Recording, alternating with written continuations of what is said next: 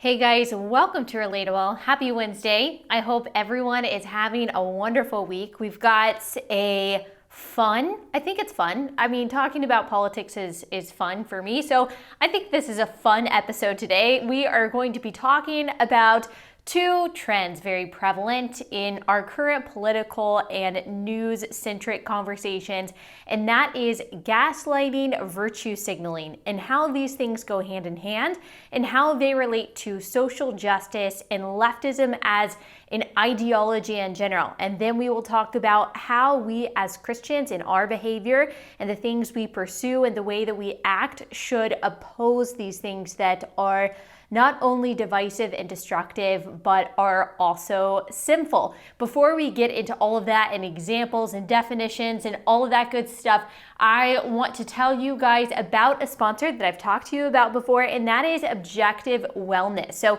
Objective Wellness offers targeted solutions. It's a supplement company that helps you sleep better, get firmer skin or healthy immune system, whatever it is you are looking for health-wise. Objective Wellness can help you with that. Their products are crafted with high-quality ingredients shown to deliver specific results. Objective's ingredients are backed by science. Behind each ingredient, there are scientific studies and endless hours of research. They source active extracts from blueberries, saffron, and even microalgae, which provides an antioxidant 6,000 times stronger than vitamin C. That's really strong.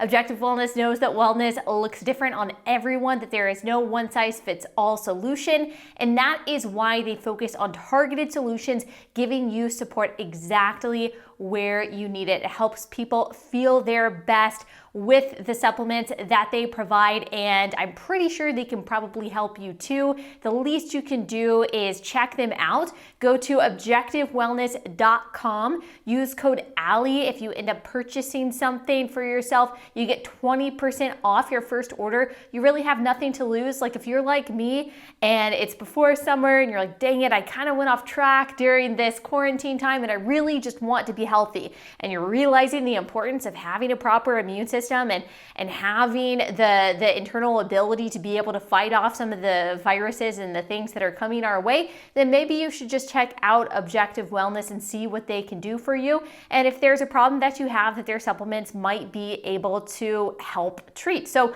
go to objectivewellness.com, use code Allie. That's 20% off your first order. If you don't like it, like if you're not satisfied, you feel like it's not doing anything, you get a full refund. So you literally have nothing to lose. So objectivewellness.com, code Allie, 20% off your first order. Okay, so gaslighting, virtue signaling, social justice. What do all of these things have to do with one another? Why are we talking about these things? Why is it important? Well, I am going to tell you.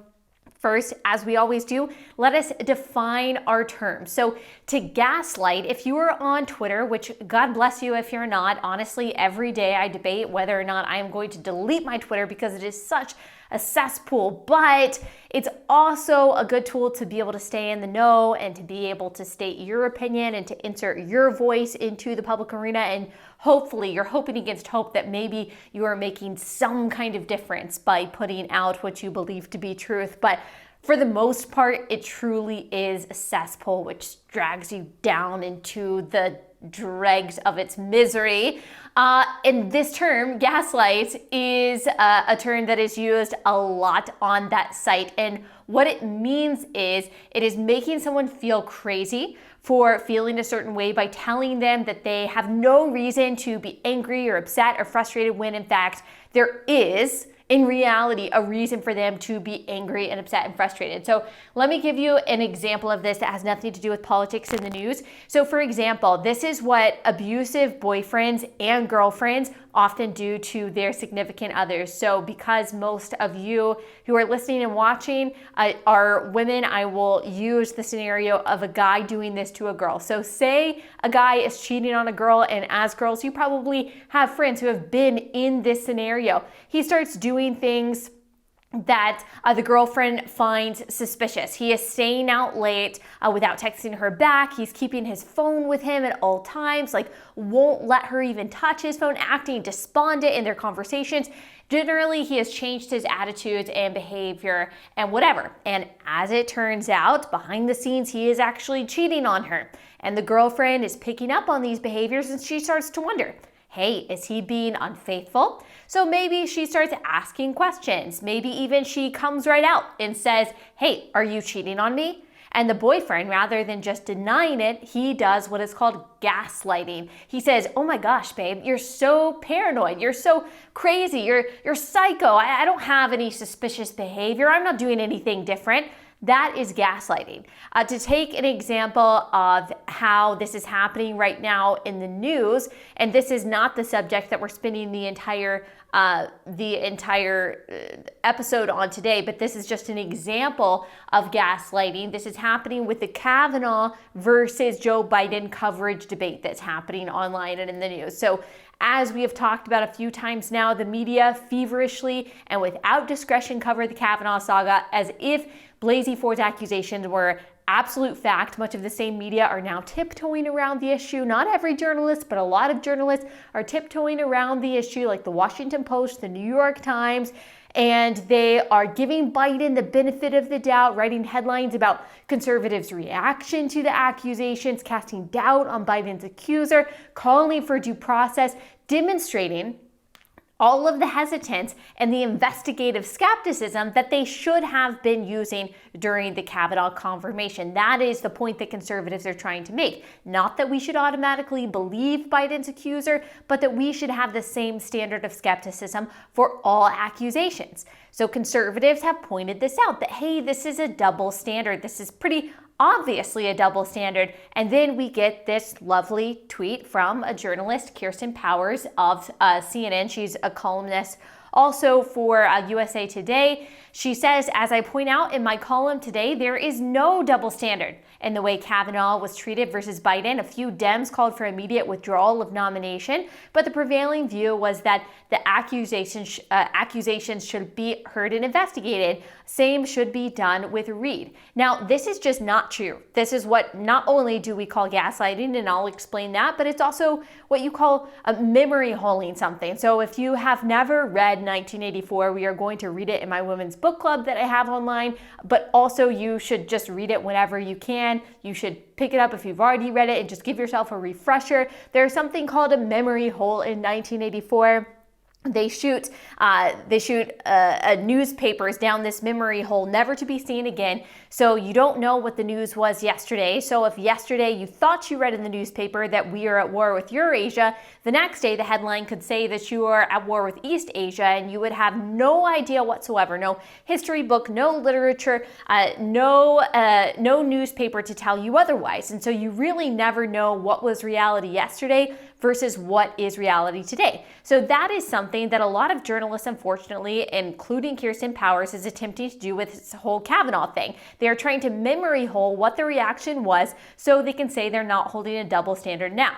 But the truth is that every single Democrat on the Senate Judiciary Committee at the time of the whole Kavanaugh thing, and most Democrats beyond that committee, both in the House and the Senate, immediately called for his nomination to be revoked. They immediately and unconditionally believed not only Christine Blasey Ford, not just gave her the benefit of the doubt, not just said, hey, it's probably rare that a victim is going to falsely accuse someone, especially this publicly. They didn't just say that. They completely unconditionally believed her, but they also believed the accusations of Julie Swetnick, who took back her own accusation, and Deborah Ramirez, whose story of Kavanaugh flashing people at a party when he was in high school was never corroborated and was even contradicted. They ran with these stories feverishly, full steam ahead. Kirsten Powers, this woman who wrote the tweet that said there's no double standard, she herself wrote for USA Today in 2018 that while Kavanaugh should be forgiven, he shouldn't be on the Supreme Court. She said, If the person who sexually assaulted me and my friend turned into an outstanding citizen, good father and husband, do I think that he should be put on the Supreme Court? No, I don't, Kirsten Powers says. We cannot send teenage boys the message that they can sexually assault someone, and as long as they eventually become good citizens, we will elevate them to one of the most important positions in our society. We cannot send the message to teenage girls that attacks on their bodies don't matter because the perpetrator is young like them. She then wrote on May 1st, 2020 for USA Today regarding the Biden allegation, you can believe Reid, that's Tara Reid, and vote Biden. All right, so let's try to square this. Her reasoning for Kavanaugh not sitting on the Supreme Court was that we need to make sure that teenage boys get the right message, that they know that their actions matter, and that teenage girls know that they should be respected. So why doesn't that same reasoning extend to Biden? According to this logic, by saying that by staying in the race and by voting for him, would we not be telling men that as long as they're powerful, and it happened a long time ago, that they can get away with whatever they want and run for president with impunity? And are we not telling women by Kirsten Powers' logic that their stories aren't to be believed if their perpetrator is a Democrat? Or is, for some reason, Tara Reid's story less believable than Blasey Ford's, for reasons that honestly escape unbiased logic? This is what is called a double standard. Just own that. She also reportedly deleted all of her anti-Kavanaugh tweets. If there wasn't a double standard, then why would you need to delete them? This is what gaslighting is. Gaslighting is making you feel like you are crazy or wrong for your reaction by telling you the thing you're reacting to doesn't actually exist when in fact it does. This is a tactic. Unfortunately, it does happen on the right and the left, but it is so prevalent on the left because this is what the ideology is built on, and we'll get more into that in just a second. Now that you know about it, you will see it more and more. So here's another example of this happening. As you know, conservatives and Republican governors most of them are in favor of strategically reopening the economy. So, people can get back to work and provide for their families and can get the kind of non-COVID related medical treatment that they need. They are being accused, we as conservatives are being accused of sacrificing people for a 401k, sacrificing people to get a haircut, sacrificing the elderly.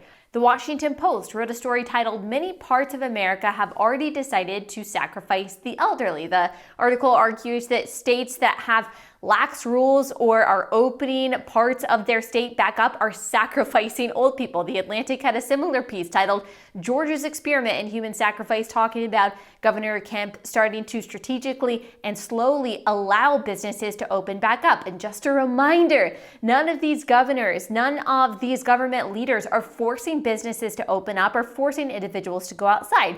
It's about, okay, we've got to have some level of mutual trust here in order to function as a society and in order for you to be able to provide for your family. That's what is happening here. But all over liberal media and Twitter, conservatives are being accused of being heartless, of not caring about the most vulnerable, because we believe in strategically opening things back up while still practicing or while still protecting the elderly and the vulnerable. It's like saying this is a form of gaslighting because it's like saying you are crazy for wanting to open back up. You are completely irrational. You're illogical for wanting to do this. Don't you see you're a bad person for wanting to sacrifice all these people? But the reality is, again, that we're not. Abuse is up. Suicide is up. Depression is up. Loneliness, anxiety. Like I said, people can't get their surgeries and cancer treatments. People can't provide for their families. People need work for both provision and purpose. Lockdowns have fatalities too. So we're not crazy. Of course, we care about the vulnerable and the sick and the dying, and I think that people should take responsibility and still distance and all of that. But none of the people, by the way, calling us crazy can tell us what the actual solution is. What will an indefinite lockdown do? When do we open up? And why do we open up? What exactly are we waiting for? So if not right now, since the curve is already flat, the hospital system is not overwhelmed. In fact, lots of nurses have been laid off, furloughed, because hospitals across the country are empty. People can't stay inside until a vaccine is developed, and we don't even know if that's going to be effective.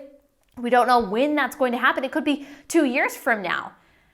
But the people that are saying that we are crazy, that we are irrational, that we are heartless and lack compassion don't have a solution themselves. This is just a way to gaslight, to make you feel immoral and insane, and yes, to virtue signal, which we will get to that in a second. All of this, by the way, brought to you by the same people who are for abortion and assisted suicide. So I'm not really interested in taking cues from people who think that you should be able to dismember a defenseless baby inside the womb on compassion. Not taking cues on compassion from those people. Meanwhile, and this is just another part of this, meanwhile, Governor Cuomo of New York issued an order on March 25th, according to the New York Post, that elderly coronavirus patients still positive with the virus must be accepted into nursing homes. That has been disastrous and absolutely deadly for the New York elderly population. According to the New York Times, at least 14 New York nursing homes have had more than 25 virus deaths. And that was reported mid-April. But no, conservatives who want to slowly and strategically open things back up for the sake of people's lives and livelihoods, we are the ones who are heartless and are sacrificing the elderly on the altar of our 401k, right?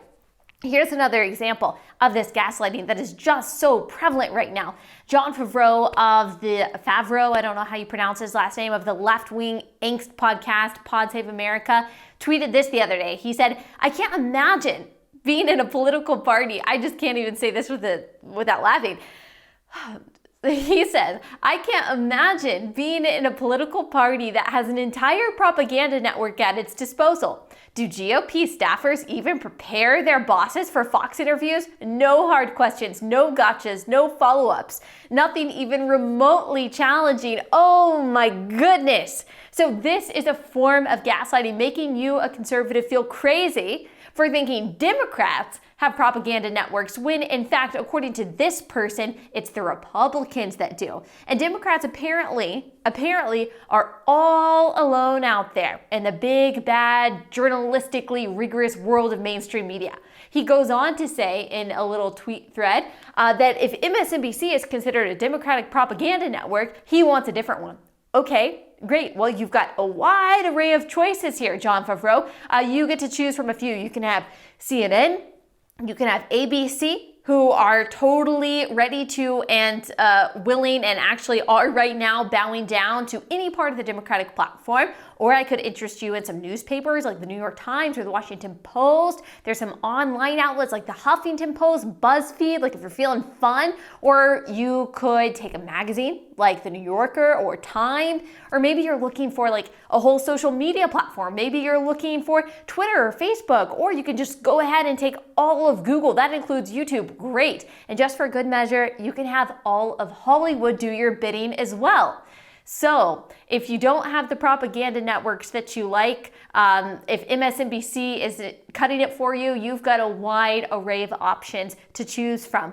But no, apparently conservatives have one mainstream network that is somewhat sympathetic to Republicans and conservatism, and it's labeled a preposterous propaganda machine. Okay, got it. So that is him trying to make you feel crazy for thinking that the media is biased towards the left, which of course, in fact, you are not.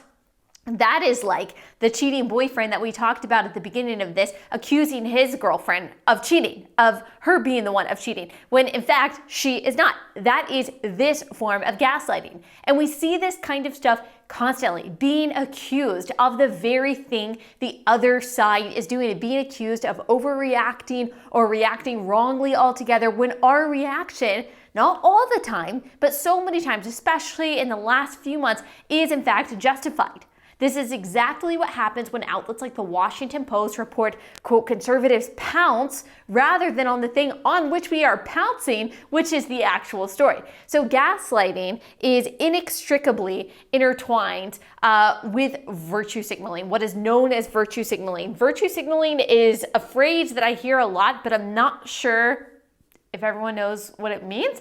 It's often can be the same thing as gaslighting, but it is slightly different. A virtue signal is when you literally signal virtue. You're over there and you're standing up on the hill and you're like, I'm virtuous. You're signaling that you are virtuous, but there's no real virtue behind it. You were just saying something to make you look awesome, to make you look like a good person, but you saying it doesn't accomplish anything, doesn't mean anything, there's no substance or action behind it, or you stated something really obvious that no one disagrees with, and or maybe you don't even really truly agree with it and your actions actually belie your virtue signaling. So some examples: the US women's soccer team refusing to go to the White House after they won the World Cup. Virtue signal. That's not brave. It didn't accomplish anything. It didn't actually do anything. That doesn't make anyone moral or virtuous. Sure, that's their prerogative and that's totally fine, but it wasn't courageous. It wasn't virtuous. It wasn't moral. They did it to signal their supposed virtue to the left-wing world.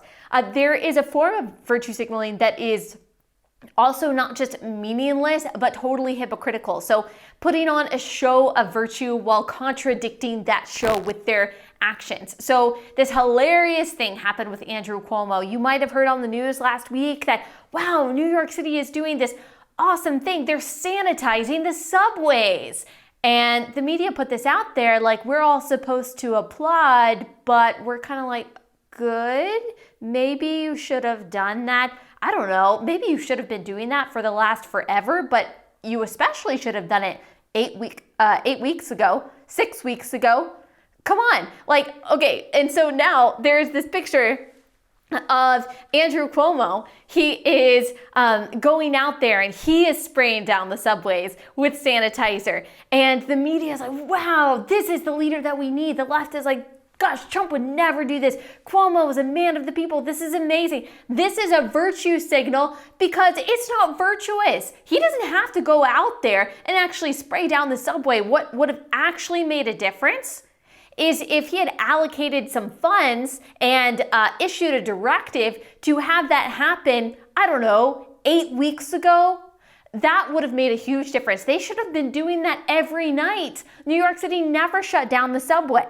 And they're wondering why cases keep occurring, not to mention the fact, which we talked about in the episode titled Little Tyrants Everywhere, their hospital system is a complete mess. The state of New York is a complete mess because of Cuomo's corruption, because of his lack of integrity, because of his mismanagement of the budget, and he is using this crisis as not just PR, for his own reputation, but also to try to get as much federal money as possible to make up for the $4 million budget hole that he had created with his own irresponsibility. Not to mention Mayor Bill de Blasio, the most incompetent mayor in the entire United States of America. Not to mention his own corruption and his own lack of leadership and his own total incompetence. We haven't even talked about him targeting the Jews because he is, I'm sorry, I don't know how else to say this, but an anti-Semitic scumbag. The guy is just a scumbag. So virtue signaling. This is what Andrew Cuomo is doing by making sanitizing the subways this PR opportunity, this photo opportunity, when really that's not virtuous at all. That looks virtuous, but in reality, what you should have done was have the subways sanitized a long time ago, and you should have continuously had them sanitized. I mean, that's just crazy. And the leftist media just falls all over this guy. Here's another one. So she should have been included in our Tiny Tyrants or Little Tyrants Everywhere episode, but I didn't know about this then. So Chicago Mayor Lightfoot, she does a speech and she says, if you have a party, we are going to arrest you. If you even talk about having a party, we also might at least track you down. Here is a little video for saying that. And this is how it's going to be. We will shut you down. We will cite you. And if we need to, we will arrest you and we will take you to jail. Period. There should be nothing unambiguous about that. Don't make us treat you like a criminal. But if you act like a criminal and you violate the law and you refuse to do what is necessary to save lives in the city in the middle of a pandemic, we will take you to jail. So she wants to seem really tough. While, by the way, so mayor of Chicago, by the way, their gun death numbers are up from last year. So I'm wondering if she could maybe focus a little bit more on that. And here's just the icing on top of the virtue signaling cake for her, because this is what she's doing. She's trying to seem really strong and virtuous. She went out and got her hair done a couple weeks ago. You know what her excuse was when media thankfully reported on this? She said, well, you know, I'm a public figure and I need to look good, and I take hygiene very seriously, as opposed to all you peons who are just coughing and sneezing in people's faces. She takes her hygiene very seriously. This is what a virtue signaling is. It's also a little bit of a gaslight, making you feel crazy while she is the one that is doing crazy things. This is what it means to virtue signal. It is both meaningless and it is hypocritical. Bernie Sanders, this is another example. Anytime he talks about that capitalism is evil and rich and you're a bad person if you don't agree with that. Meanwhile, he has 2 more houses than most of us do and a lot more money than most of us do. He says things that don't have any formidable principle underneath it, and yet he gets thousands of likes on social media because Twitter loves empty virtue signals. They don't care at all about virtue. And here's a great one. Here's a great example of virtue signaling from this week, courtesy of Representative Ilhan Omar. She tweeted this, that we should cancel rent and mortgage payments. No stipulations, no qualifications for that, no caveats. We should cancel all rent and mortgage payments. This is a huge, ginormous virtue signal because it is meaningless, it is worthless, it is counterproductive, it's not even actually virtuous or virtuous sounding. It is meant to signal compassion, but it's not compassionate at all. Let's think about this. This is what's required of virtue signals. Let's put our thinking caps on for just a second. Ilhan Omar, a congresswoman for the United States of America, okay? Not a state representative, she's a congresswoman in DC. She says that we should cancel all mortgage and rent payments. No conditions, no qualifications, no stipulations that she put on that. This is supposed to be compassionate. Does she realize? I don't know if she realizes this or not. She might not realize that very often tenants are richer than their landlords. There's this communistic idea, and you'll see it a lot on Twitter, that landlords are leeches, that they're evil. Well, that's a very bigoted generalization. Landlords are probably representative of the rest of the population, which there are some good and generous people and some selfish and not good people. I don't see why landlords are any different than that. But this is this weird communistic idea that rent is evil and that therefore landlords are evil. It's real weird. Millionaires, here's the reality, and they should understand this because they're all about hierarchy and oppression. Millionaires who rent a $10,000 a month apartment in New York City, I don't even know because I don't live in the city, but really expensive apartments in New York City, they shouldn't pay rent to their landlord, who probably takes home a lot less than their tenant does. If you make $60,000 a year and your landlord takes home $40K a year, why is it compassionate for you to screw him over by not paying your rent? Does that sound right to you? Is that compassionate to you? If you're paying a mortgage on your house and you and everyone else you know stops paying your mortgage, the bank that gave you that loan is going under. And that bank teller, that single mom at that bank trying to provide for her family on $35K a year, if that, is now out of a job. Does that sound compassionate to you? Of course it doesn't, because that's not fair. That is unjust. And this, of course, is why virtue signaling is wrong, and why social justice, which we'll get to a little bit more in a second, sounds good but is wrong, because it never looks at the other side of the equation. It is always doing what sounds good, trying to even the playing field and to create equal outcomes at the expense of another group that they subjectively perceive as privileged.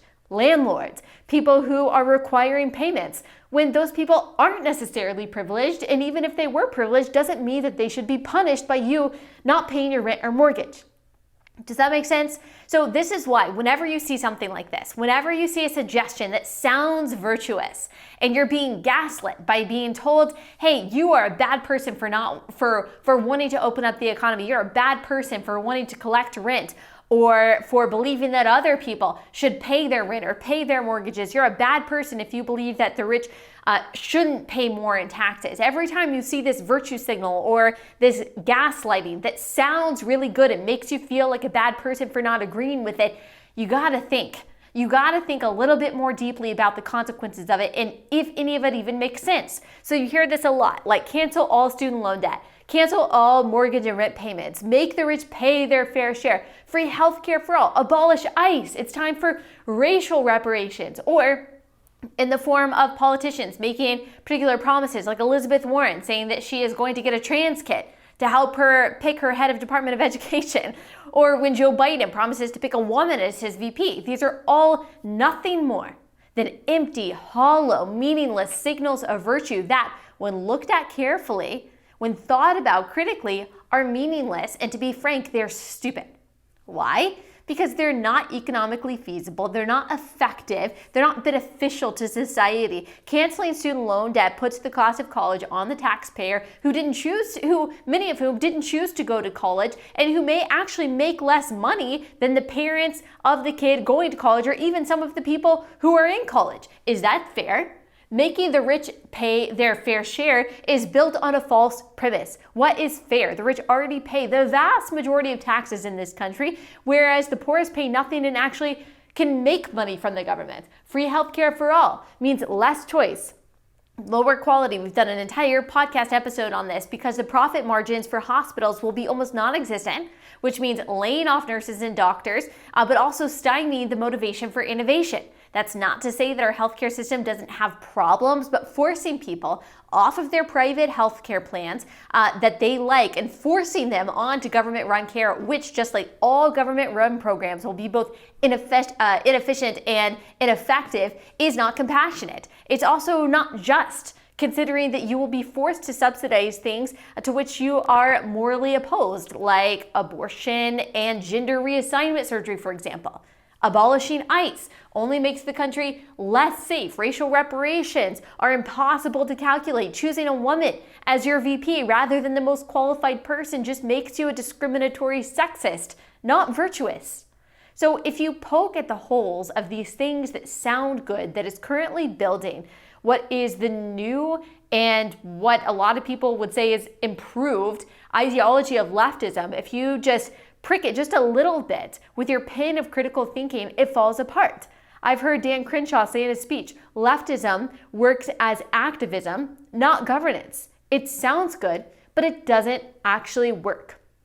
And this is why I talk so often that social justice is not justice. It is what Thomas Sowell calls cosmic justice. Social justice sounds good. It even sounds good to the Christian because you think that you are helping the least of these. But here's the problem. I just did a PragerU video that just came out. It's my second PragerU video that I've done, and I'm really proud of how it came out. And it's about why social justice is not justice. It is subjective. It is not based on truth. It is not based on reality. It is about these contrived rules of the game in order to try to achieve equal outcomes, which is impossible. It's just impossible to achieve equal outcomes without absolute tyranny to force people into mediocrity in order that they will be equal.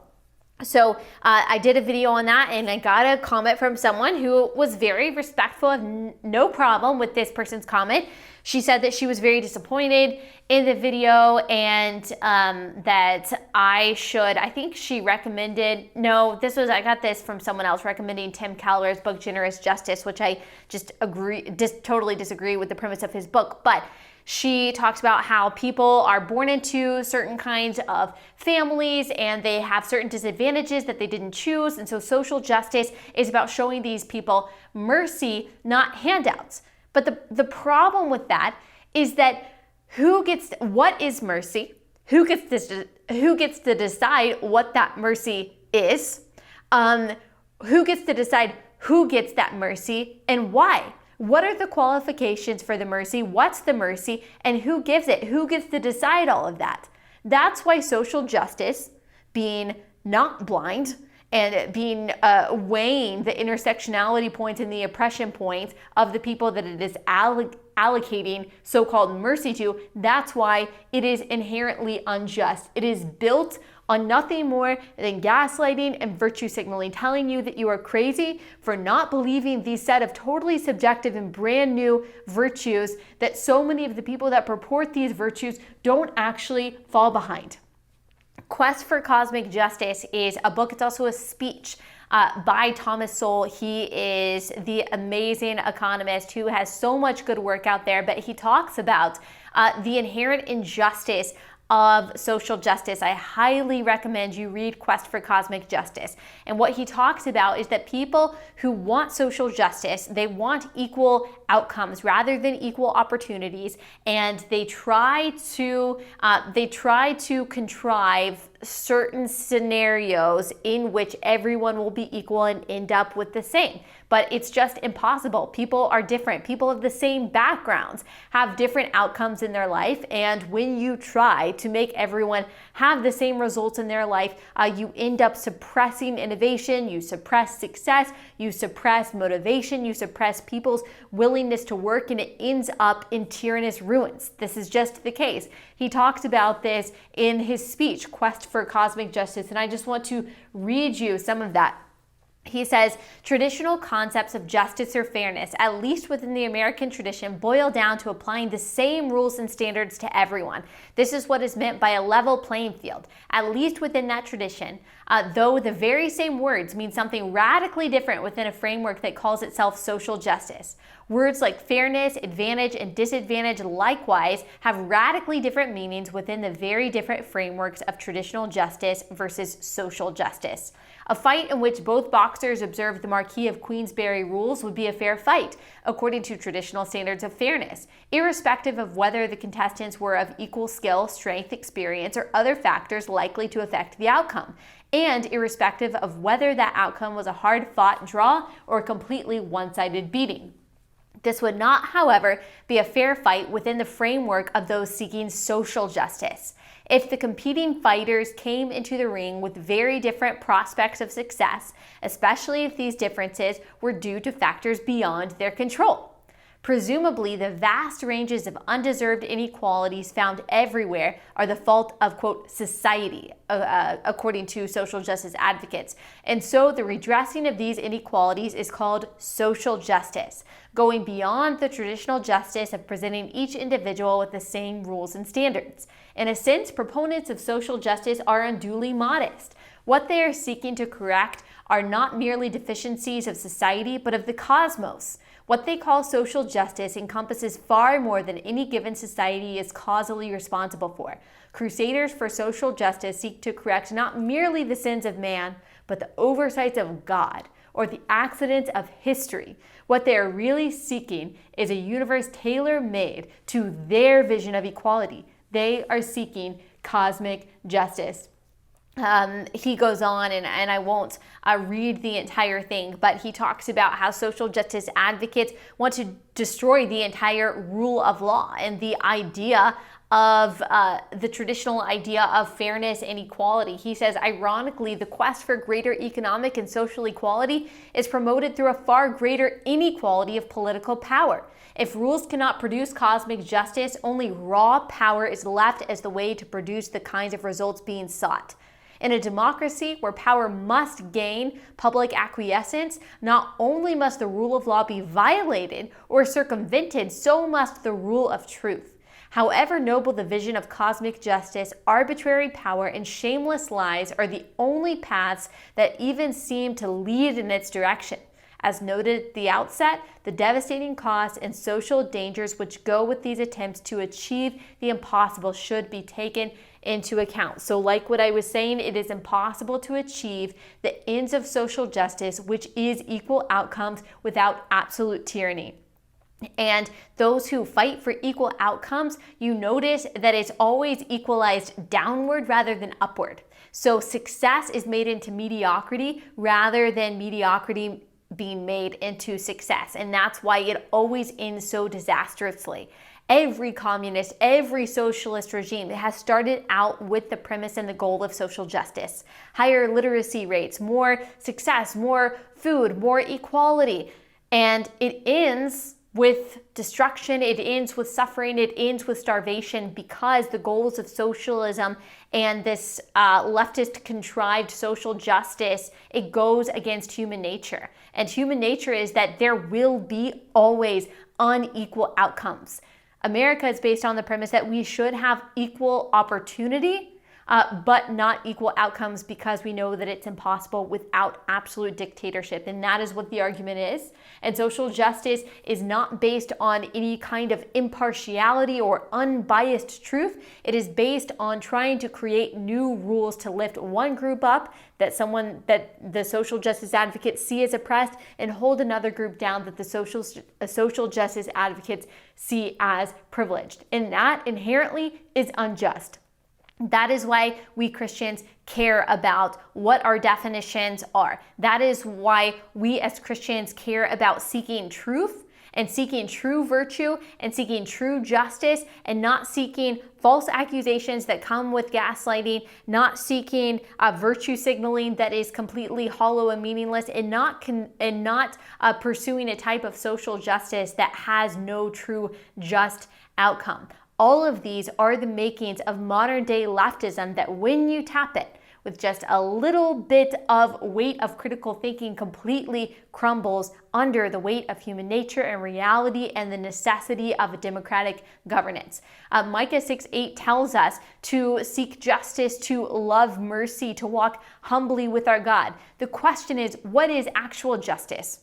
What is actual truth? What are the things that we should really care about? Should we be gaslighting and memory holding stories that we don't want to be true? Should we be making other people feel crazy for the things that we are doing, or that they do have a justified reason to be crazy for? Should we be signaling virtue in a way that doesn't really mean anything? Should we be pursuing a justice that the secular world tells us is just, but isn't actually?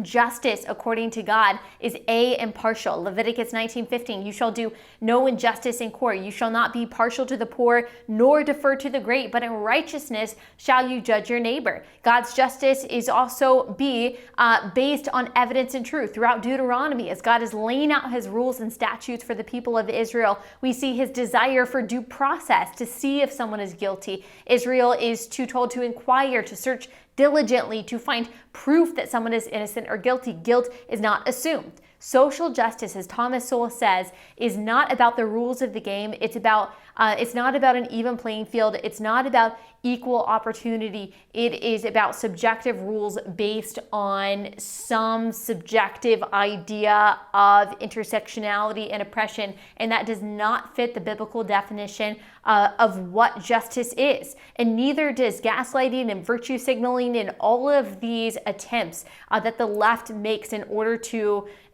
to force their ideology onto people so that you feel morally obligated to be a leftist. That doesn't fit God's qualifications for what is virtuous, for what is true and right and good. 2 Peter 1:3-11 says, his divine power has granted to us all things that pertain to life and godliness through the knowledge of him who called us to his own glory and excellence, by which he has granted to us his precious and very great promises, so that through them you may become partakers of the divine nature, having escaped from the corruption that is in the world because of sinful desire. For this very reason, make every effort to supplement your faith with virtue, and virtue with knowledge, and knowledge with self-control, and self-control with steadfastness, and steadfastness with godliness, and godliness with brotherly affection, and brotherly affection with love. For if these qualities are yours and increasing, they keep you from being ineffective or unfruitful in the knowledge of our Lord Jesus Christ. For whoever lacks these qualities is so nearsighted that he is blind, having forgotten that he was cleansed from his former sins.